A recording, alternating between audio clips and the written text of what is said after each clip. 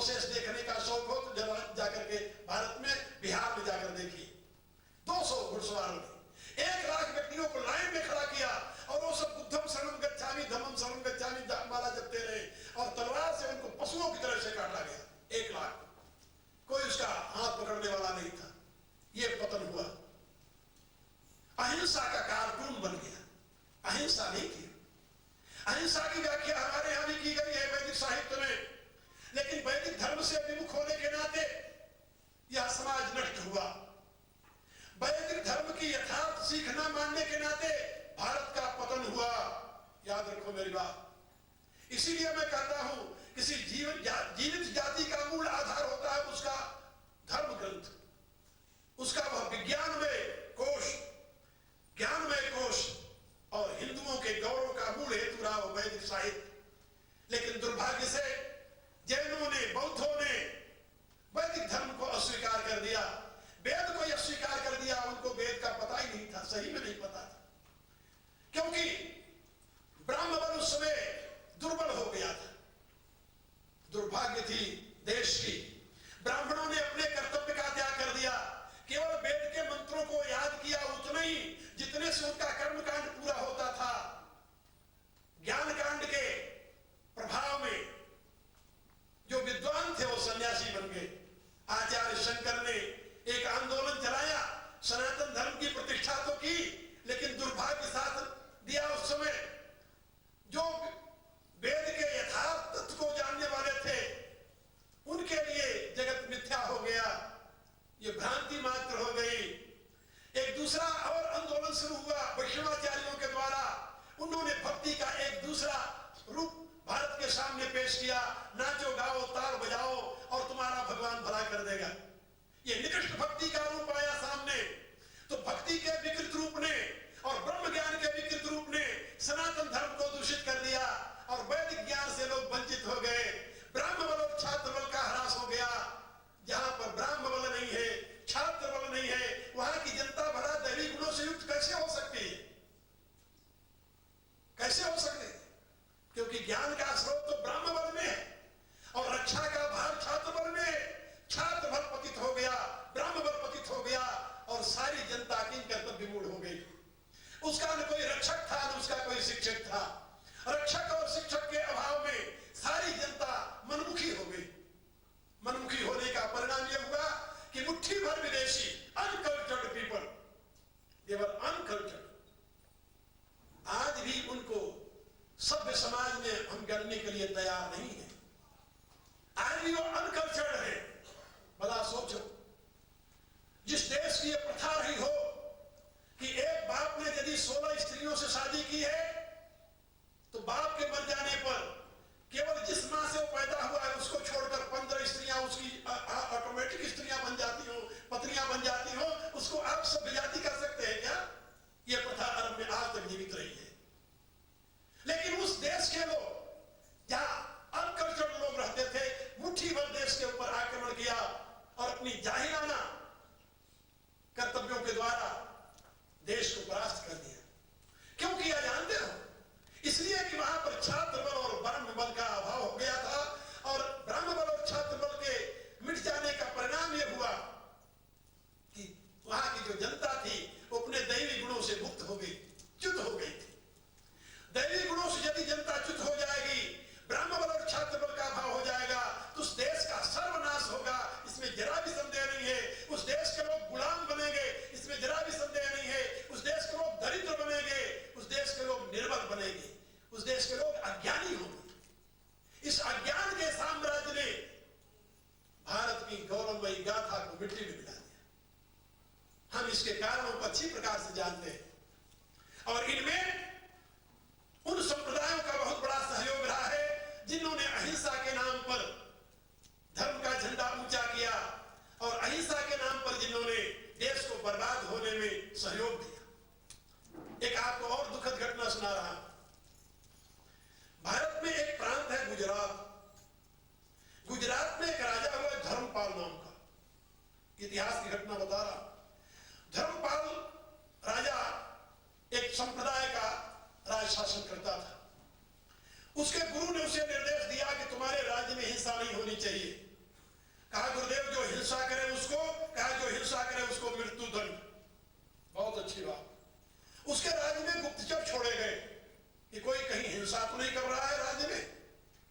एक दिन की बात, एक सेठ, श्रेष्ठी कहते थे संस्कृत में उसे, सेठ, सेठ बैठा हुआ, सेठ माने महाजन, पैसे वाला आदमी बैठा हुआ था। उसके सर में खराज हुई। भारत में लोग बाल रखते थे, वही नहीं रखता, गृहस्थ भी रखते थे, विरक्त भी रखते थे बाल। ऐसा प्रथा थी प्राचीन काल में, अधिकांश लोग बाल रखा करते थे। तो उसने बाल में खराज हुई ऐसे ऐसे किया तो उसको कुछ लगा, कुछ है, उसने ऐसे पकड़ लिया। पकड़ लिया तो क्या थी, जू, क्या कहते हैं आप लोग उसे, जू, हाँ जुआ। वो जुए को पकड़ा और पकड़ करके उसने अपने अंगूठे पर रखा, उसे दोनों अंगूठे से ऐसे दबा दिया, वो जुआ मर गया। संस्कृत में जू को लीक कहते हैं, लीक, यूक कहा जाता है। वैसे संस्कृत का शब्द है यूक, यूक से बना युवा, युवा से बन गया जुआ, जुआ से बन गया जुआ, ये जानते हो, ये अपभ्रंश शब्द है, यूक शब्द है संस्कृत। अब उस गुप्तचर ने उसे देख लिया, उसने जाकर राजा का शिकायत की कि एक व्यक्ति को मैंने देखा एक युग का वध करते हुए। युग का वध कर दिया? बोले हाँ। कहा व्यक्ति को बुलाया जाए। व्यक्ति बुलाया गया दरबार में, पूछा गया क्यों भाई तूने एक युग का वध किया? उसने कहा युग का? बोले हाँ। कहा कैसा? कहा तुम्हारे बाल में कोई युग था, उसको तूने निकाला और उसको तूने, उसका वध कर दिया तूने। उसने कहा ये तो मैंने किया। क्यों? तो जानते ही नहीं था कि इसका क्या दंड मिलने वाला है। राजा ने अपने गुरु से पूछा कि गुरुदेव एक युग का वध करने का दंड क्या होना चाहिए? उसके गुरु ने कहा कि वो तो मैंने पहले निश्चित किया है, जो किसी प्राणी का वध करता है उसका दंड वध करना है और उसकी संपत्ति को छीन लेना है और उस मरे हुए प्राणी के नाम पर स्मारक बनाना है। क्या समझे? धर्मपाल राजा के राज्य में उस युग का वध करने वाले श्रेष्ठी का कत्ल कर दिया गया, वध कर दिया गया और उसकी सारी संपत्ति छीन करके गुजरात में युग बिहार बनाया गया। युग बिहार, युग बिहार माने उस युग के नाम पर एक इमारत तैयार की गई, समाधि उसकी।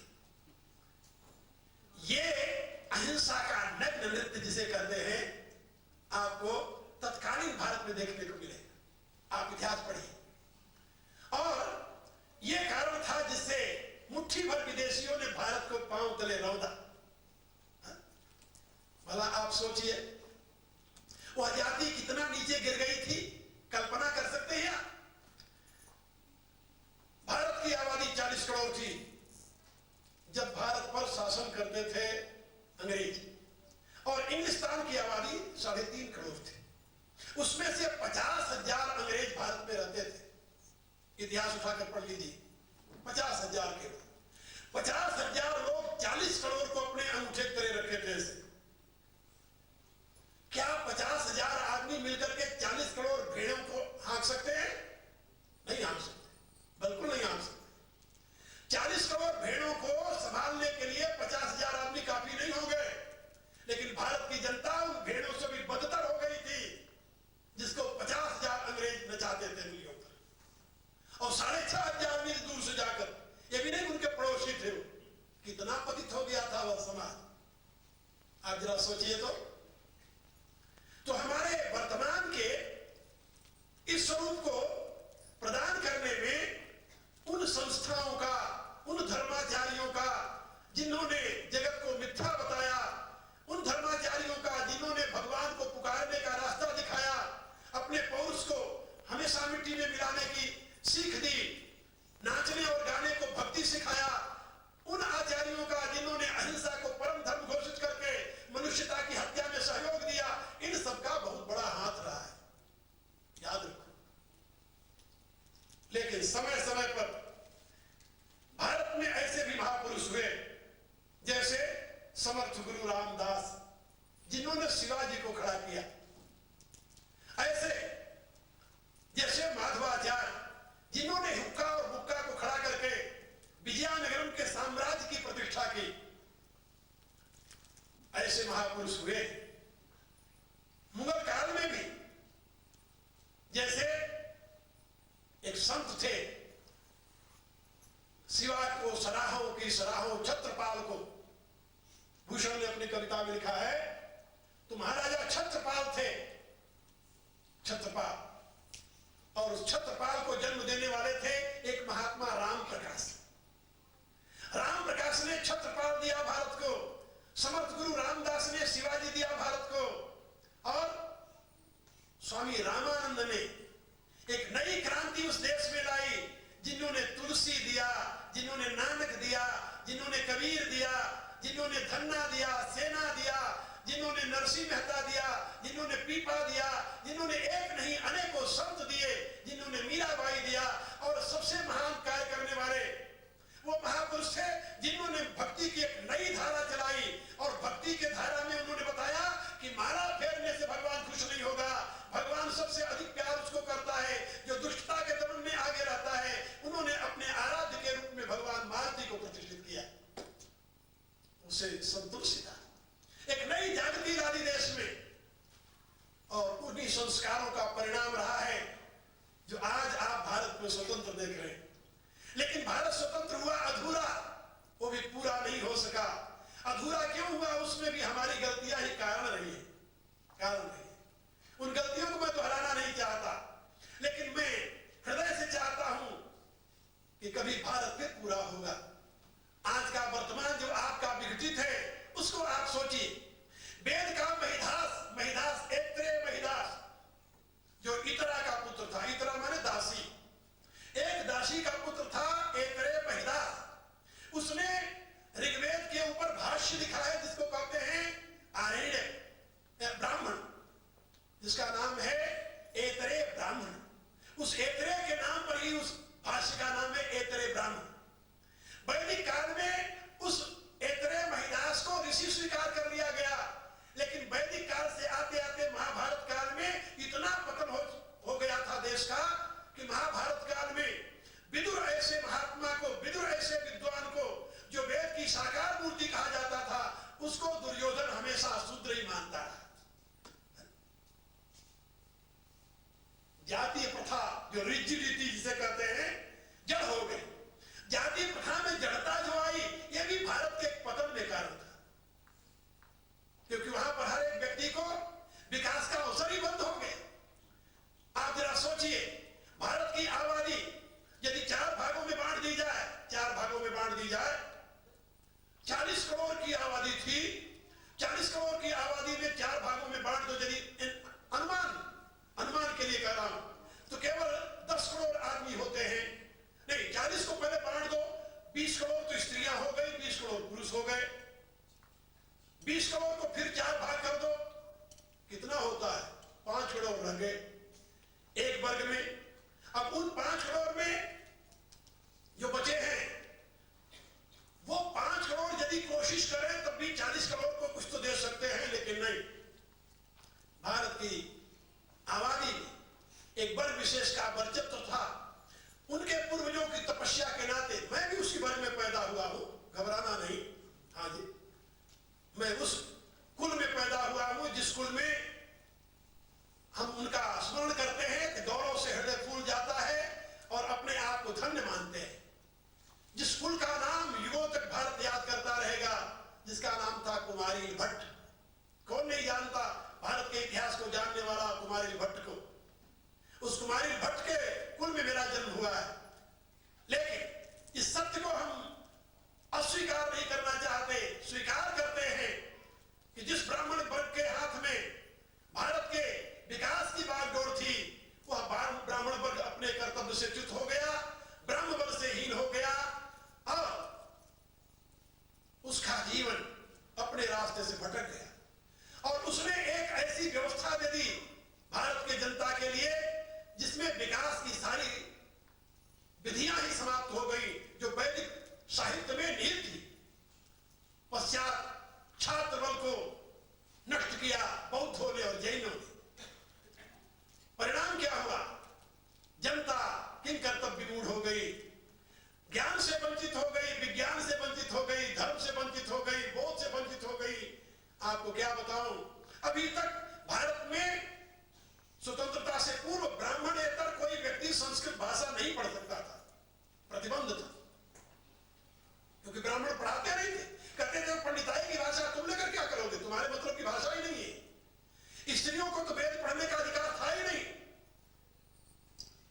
मैंने शुरू में जब ये आंदोलन शुरू किया, शुरू में आपको मेरे प्रिय शिष्य रूप सिंह ने बताया ही था कि कितना विरोध किया लोगों ने मेरा, लेकिन मैं इतिहास का पंडित, इतिहास को मैं जानता हूं। विद्वानों के सामने मैंने इतिहास को प्रस्तुत किया और उनसे पूछा कि कोई उत्तर है तुम्हारे पास? कोई उत्तर नहीं। जब उत्तर नहीं है तुम वेद की दुहाई क्यों देते हो? जब वेद का तुम्हें ज्ञान नहीं है तो वेद की दुहाई क्यों देते हो? वेद में नहीं लिखा हुआ है, वेद में नहीं लिखा, वेद कभी पढ़ा है कौन है? जब वेद नहीं पढ़ा तो वेद की दुहाई क्यों देते हो? वेद पढ़ करके देखो उसमें क्या लिखा हुआ है, शास्त्र पढ़ करके देखो। फिर लोगों के मुंह बंद हुए और अब तो वही धारा चल पड़ी है। अब तो कोई बात नहीं। हमने पहले देवियों को वेद पढ़ाना शुरू किया था, तब लोगों ने विरोध किया, और अब कोई ऐसा आश्रम नहीं है जिसमें देवियां वेद न पढ़ती हो और उनकी प्रथा न चलती हो, एक दो को छोड़ करके। खैर, तो मैं आप लोगों को बता रहा था कि वर्तमान का जो आपका ये समाज है, यह जीवित है, उसके पास ख्याति है, अपने अतीत का गौरव है, सब कुछ है उसके पास, संस्कार है उसके पास, लेकिन उसमें जो दोष है विघटन का, वो उसकी अज्ञानता का परिणाम है। अज्ञानता का परिणाम है। मैं क्या बताऊं, मैं जितने देशों में गया, सूरीनाम में पहले गया था 14 वर्ष पहले, उसमें मेरे वहां पहुंचने से पहले यहां से पत्र पहुंच गया था कि ये बावरा नाम का जो पंडित जा रहा है, ये जहां जाता है वहां ब्राह्मणों की रोजी रोटी खत्म कर देता है, इसलिए इससे बचकर रहना। तो वहां के पंडितों ने मेरा विरोध करना शुरू कर दिया। मेरे कहने का अभिप्राय कि आज भी उस अज्ञानता में लोग हजारों नहीं लाखों की तादाद में जी रहे हैं। लेकिन अब भारत में एक आंदोलन चल रहा है साधु समाज का, और उस आंदोलन में मैं भी भाग ले रहा हूं। उसके मुखिया हैं स्वामी वामदेव जी महाराज, और वो बहुत बड़ा आंदोलन चल रहा है। उसमें 10,000 विद्वान महात्मा एक साथ संगठित होकर के खड़े हुए हैं। आजकल की तो सरकार और सारी राजनीतिक पार्टियां भी कांप रही हैं। उनको भी भय लग गया है कि पता नहीं ये आंदोलन किसको सहयोग देगा। और उस आंदोलन ने पहले शुरू में सहयोग दिया एक हिंदू संस्था को, जिसको भारतीय जनता, आप लोग जानते होंगे, विश्व हिंदू परिषद भारतीय जनता।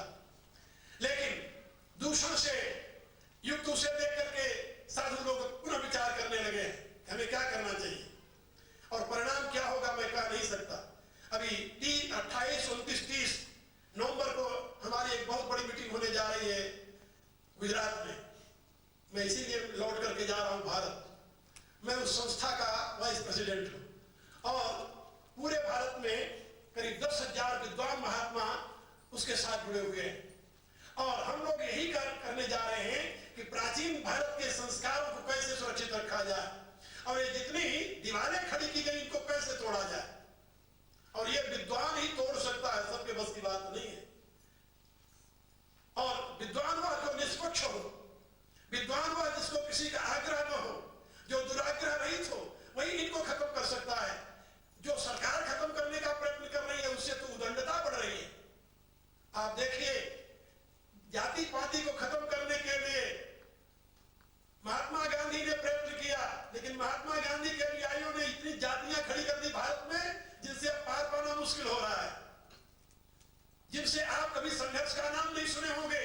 आज एक जातियां दूसरे जातियों को मारने के लिए तैयार है, युद्ध करने के लिए तैयार है, पूरे भारत को नरक बना रखा है जातिवाद के नाम पर। और आपको एक और आश्चर्य होगा, पहले तो उच्च जाति के लोग अपने को उच्च काने में गौरव समझते थे, अब उच्च जाति के लोग अपने को नीच काने में गौरव समझते हैं।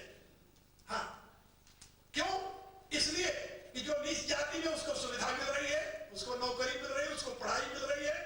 बहुत से ऐसे हैं ब्राह्मणों के लड़के अपने आप को हरिजन लिख करके यानी आगे नौकरी के लिए दौड़ रहे हैं।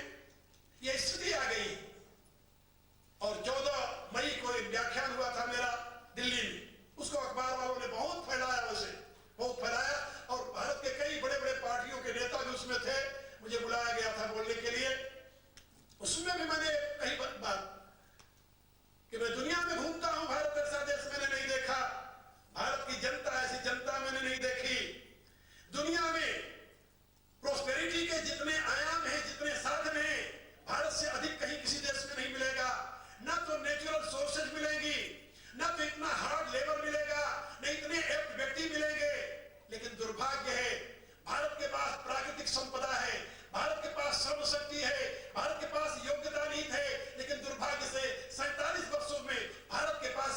योग्य शासक नहीं मिला, जिसका परिणाम आज भारत की दुर्गति है।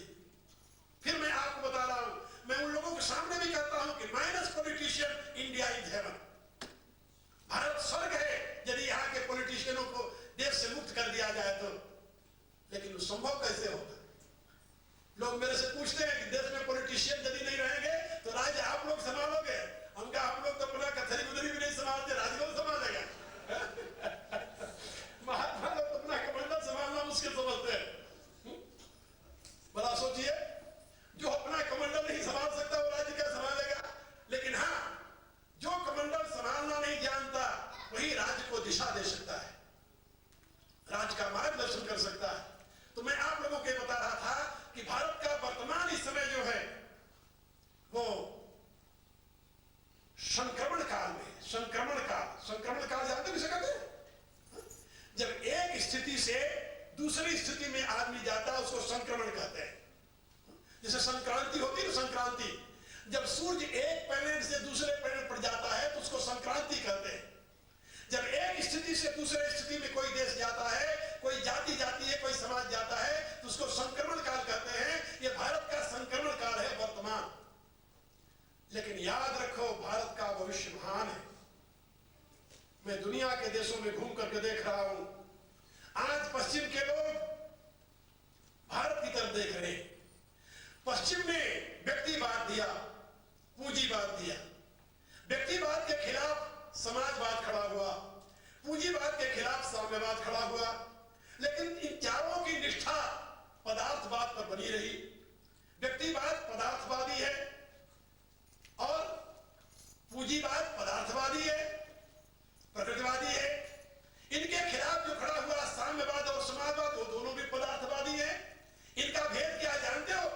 एक कहता मैं अकेले भोगूंगा, दूसरा कहता नहीं हम सब भोगेंगे। सुंद और उपसुंद की कथा शायद आप लोगों ने कभी सुनी हो, वही गति है। और एक कहता है मैं इसका मालिक हूं, दूसरा कहता नहीं हम सब इसके मालिक हैं। भोग और मालिकियत के लिए ये चारों संस्थाएं आपस में युद्ध कर रही हैं पश्चिम में, और उसका दुष्परिणाम सारी जनता भोग रही है। आप लोग देख रहे हैं, मनुष्यता के लिए कहीं राहत की सांस दिखाई नहीं दे रही है। लेकिन एक अंग्रेज ने लिखा है, एक मेरे अमेरिकन शिष्य ने वो पुस्तक लाकर मुझे दी। वो पुस्तक में पढ़ा तो मुझे आश्चर्य हुआ। वो क्या कहता है जानते हो? कि अब तक लगभग 2000 वर्षों से पश्चिम अंधकार में था। उसको पता नहीं था कि जीसस क्राइस्ट के सिवा कोई और महात्मा है, बाइबल के सिवा और कोई धर्म ग्रंथ है, और क्रिश्चियनिटी के सिवा और भी कोई मार्गदर्शन देने वाला दुनिया में धर्म है। लेकिन अब जब से भारत स्वतंत्र हुआ है तब से पूरब की ज्योति पुनः पश्चिम को प्रकाशित करने लगी है। अब जब से हिंदू धर्म आया है यहाँ पर, जब से वेद और गीता ऐसे ग्रंथ आए यहाँ पर, जब से उपनिषदों का प्रचार यहाँ पर होने लगा, जब से योग की विद्याएं लोग सीखने लगे, तब से पश्चिम के लोगों की आंखें खुलती जा रही हैं और उस अंधविश्वास से पश्चिम के लोग मुक्त हो रहे हैं और यथार्थ ज्ञान के लिए पूरब की तरफ राह देख रहे हैं। उस अंग्रेज लेखक ने लिखा है कि यदि अब हमारे पादरी और ये चर्च अपने आप को नहीं संभाले तो कुछ वर्षों में ये पादरी और चर्च यहां से मिट जाएंगे और सर्वत्र हिंदू धर्म का झंडा दिखाई देगा, ध्वज दिखाई देगा और ये सारा मानव समाज हिंदू होगा। वो लिखता है कि मैं अपने पादरियों से, वो अमेरिकन लिखता है, मैं अपने पादरियों से और अपने पृष्ठों से, अपने धर्माचार्यों से निवेदन करता हूं कि उनको पूरब से सीख लेनी चाहिए और हिंदू धर्म में जो विशिष्टताएं हैं उनको अपना करके अपने आप को सुधारना चाहिए। और ये क्रम चलने लगा है। अभी मैं अमेरिका में था, मेरे आश्रम में बहुत लोग अध्ययन करने आते हैं, मैं पढ़ाता हूं, वहां जाता हूं। अपने आश्रम में मेरी क्लास लगती है और वो कभी 1 महीने, कभी 15 दिन, 20 दिन, जितना मेरे पास होता है मैं क्लास चलाता हूं। वहां लोग आते हैं, पढ़ते हैं। उसमें एक पृष्ठ आया करता था पढ़ने, वो मेरे से दीक्षित भी हुआ, साधना भी करता था। हमें पता नहीं था कि ये पृष्ठ है। एक दिन मैंने उससे पूछा, मेरे पास आवे तो माला पहने, रुद्राक्ष की माला उसके गल में हो, आवे तो एक दिन मेरे से बात करने लगा कि गुरुदेव मैं आपके पास आश्रम में चलकर रहना चाहता हूं अध्ययन के लिए। मेरी शिक्षा भी अधूरी है। मैंने उससे पूछा, हम कहा कि अच्छा तुम काम क्या करते हो? मैं कभी उससे पूछा नहीं तुम क्या काम करते हो। जब उसने कहा तो मैंने उससे पूछा आपका क्या काम करते हो? वो हंसने लगा, कहता मैं आपको बताऊंगा तो आपको आश्चर्य होगा। क्यों आश्चर्य क्यों होगा, तुम बताओ ना। कहता मैं चर्च का पृष्ठ हूं। चर्च के पृष्ठ हो? हम कहा तुम ये रुद्राक्ष की माला पहने रहते हो तो तुम्हारे चर्च वाले कुछ नहीं कहते? वो कहता है तो रुद्राक्ष की माला जब चर्च से बाहर आता हूं तब पहनता हूं, चर्च में नहीं। मैंने उससे पूछा, हम कहा कि भाई तुम मेरे शिष्य हो और मेरे विचारों के प्रचार के लिए तुम व्रतबद्ध हो, तो तुम क्या अपने चर्च में मेरे विचारों का प्रचार करते हो? कहता करता हूं लेकिन इनडायरेक्टली करता हूं गुरुजी, डायरेक्टली तो नहीं करता। और मैं अब उससे ऊब गया। वो कहता है कि मैं अपने छद्मवेश से रियली तो मैं फॉलोअर आपका हूं और हमें चर्च में बाइबल की कहानी सुनानी पड़ती है। अब मेरे को अपने आप से घृणा होने लगी है, इसलिए आप मुझे आदेश दो, मैं आपके आश्रम में आकर के पूर्ण विद्वान बनना चाहता हूं और आपके विचारों का प्रचार करना चाहता हूं। मैं चाहता हूं कि इस बाइबल के शिकंजे से यहाँ की जनता मुक्त हो। वो पृष्ठ में रिश्त करता है। मेरे कहने के प्राय कि पश्चिम में अब वो हवा प्रारंभ हो गई है जिससे हिंदू धर्म के गौरव को लोग समझने लगे हैं, हिंदू जीवन पद्धति को लोग समझने लगे हैं। अभी एक पत्रिका में निकला अमेरिका में कि एड्स को रोकने के लिए, एड एक रोग है, एड, उसको रोकने के लिए 514 बिलियन डॉलर, क्या समझे, 514 बिलियन डॉलर अमेरिकन सरकार खर्च कर रही एक साल के लिए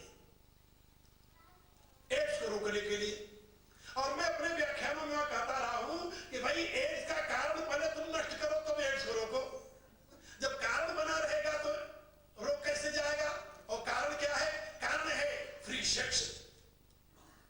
ये तो वैज्ञानिक भी मानते हैं कि फ्री सेक्स ही एड्स का कारण है। और भारतीय जनजीवन की व्यवस्था में एक नारी व्रत है। यदि एक नारी व्रत का पालन करने लगे मनुष्य और स्त्रियां एक पुरुष व्रत का पालन करने लगे, क्या एड्स ऐसा रोग आएगा क्या? लोग मेरे से कहने लगे भारत में भी तो एड्स सुना जाता है। सुना जाता है क्योंकि वहां भी प्रोस्टिट्यूट रहती है, वहां भी ऐसे लोग हैं जो मदिरा पीने के पश्चात प्रोस्टिट्यूट किया जाते हैं, वेश्याओं किया जाते हैं।